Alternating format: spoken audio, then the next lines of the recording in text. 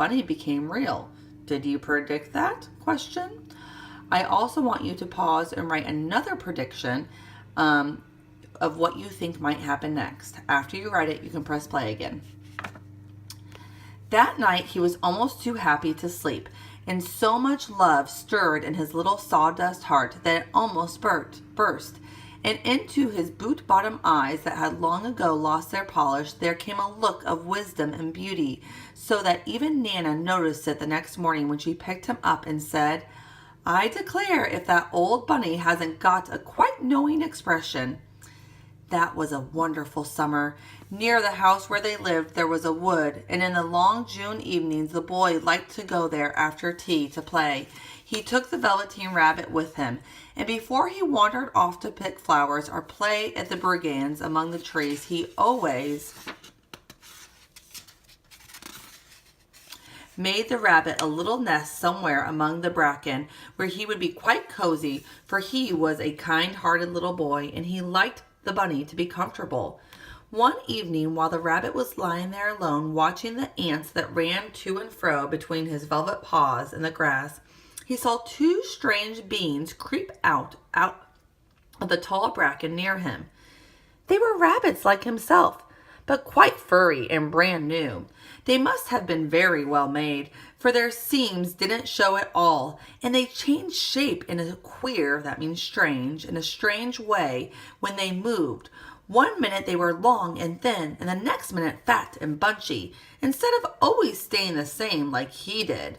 Their feet patted softly on the ground, and they crept quite close to him, twitching their noses, while the rabbit stared hard to see which side the clockwork stuck out.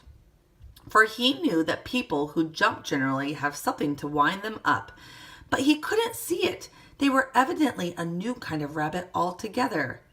Do you guys get it? The Velveteen Rabbit thinks these two rabbits are toys or made like him.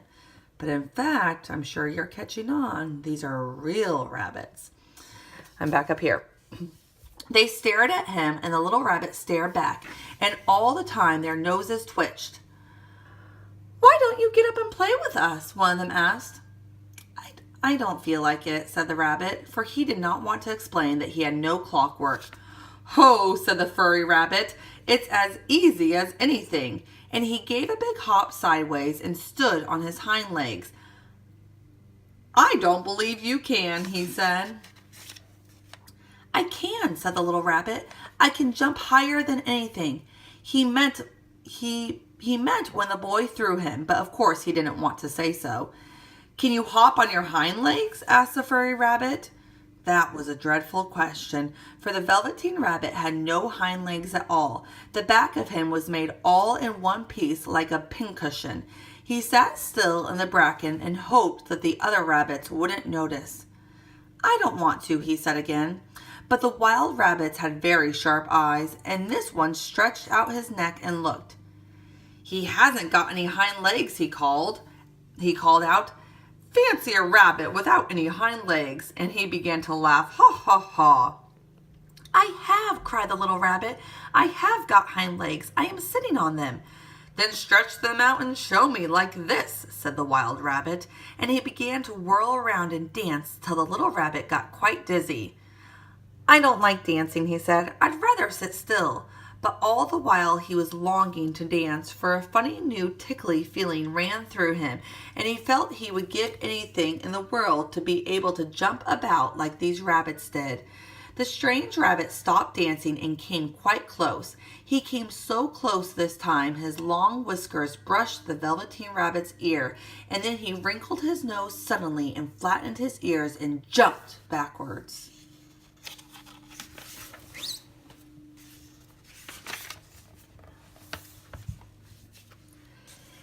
He doesn't smell right, he exclaimed. He isn't a real rabbit at all. He isn't real. I am real, said the rabbit. I am real. The boy said so. And he nearly began to cry. Just then there was a sound of footsteps, and the boy ran past near them, and with a stamp of feet and a flash of white tails, the two strange rabbits disappeared. Come back and play with me, called the little rabbit. Oh, do come back. I know I am real. I know. But there was no answer, only the little ants ran to and fro, and the bracken swayed gently where the two strangers had passed. The Velveteen Rabbit was all alone. "Oh dear," he thought, "why did they run away like that? Why couldn't they stop and talk to me?" For a long time he lay very still, watching the bracken and hoping that they would come back, but they never returned. And presently the sun sank lower and the little white moths fluttered out, and the boy came and carried him home. Weeks passed, and the little rabbit grew very old and shabby, but the boy loved him just as much. He loved him so hard that he loved all of his whiskers off, and the pink lining to his ears turned gray, and his brown spots faded. He even began to lose his shape, and he scarcely looked like a rabbit anymore, except to the boy. To him he was always beautiful, and that was all that the little rabbit cared about.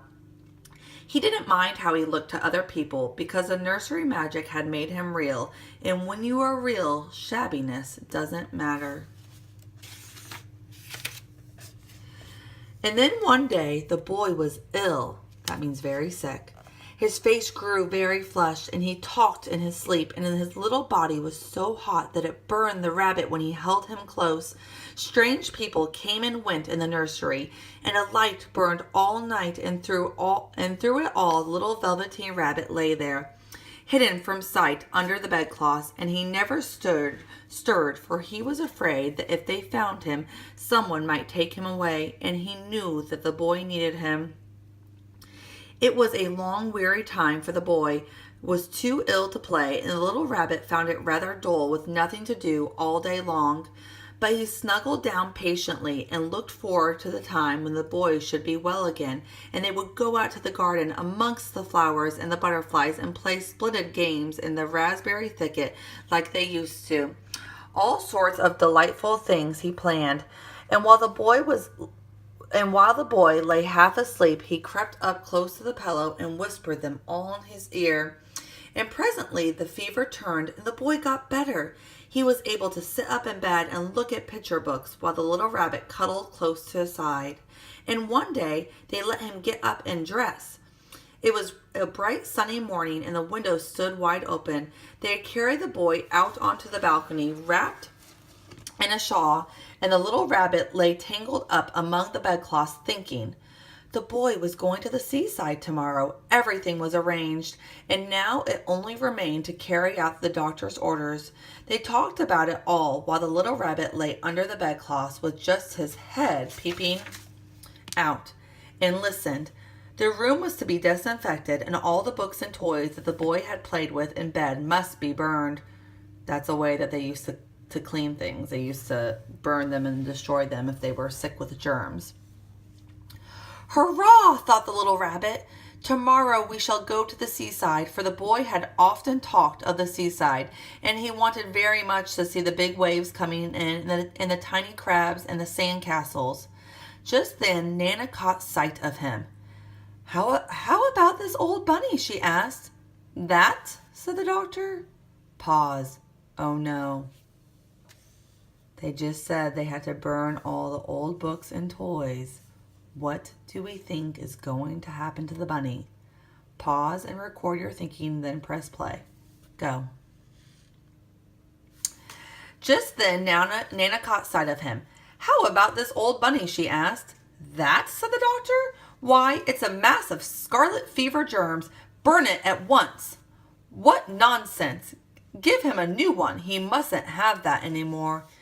And so the little rabbit was put into a sack with the old picture books and a lot of rubbish, and carried out to the end of the garden behind the fowl house. That was a fine place to make a bonfire. Only the gardener was too busy just then to attend to it. He had the potatoes to dig and the green peas to gather. But next morning he promised to come quite early and burn the whole lot. That night the boy slept in a different bedroom, and he had a new bunny to sleep with him. It was a splendid bunny, all white, plush, with real glass eyes. But the boy was too excited to care very much about it, for tomorrow he was going to the seaside, and that in itself was such a wonderful thing that he could think of nothing else. And while the boy was asleep dreaming of the seaside, the little rabbit lay among the old picture books in the corner behind the fowl house, and he felt very lonely. The sack had been left untied, and so by wriggling a bit he was able to get his head through the opening and look out. He was shivering a little, for he had always been used to sleeping in a proper bed, and by this time his coat was worn so thin and threadbare from hugging that it was no longer any protection to him. Nearby he could see the thicket of raspberry canes growing tall and close like a tropical jungle, in whose shadow he had played with the boy on bygone mornings. He thought of those long sunlit hours in the garden, how happy they were, and a great sadness came over him. He seemed to see them all pass before him, each more beautiful than the other. The fairy huts in the flower bed, the quiet evenings in the wood when he lay in the bracken and the little ants ran over his paws, the wonderful day when he first knew that he was real. He thought of the skin horse, so wise and gentle, and all that he had told him. Of what use was it to be loved and lose one's beauty and become real if it all ended like this? And a real tear trickled down the little shabby velvet nose and fell to the ground.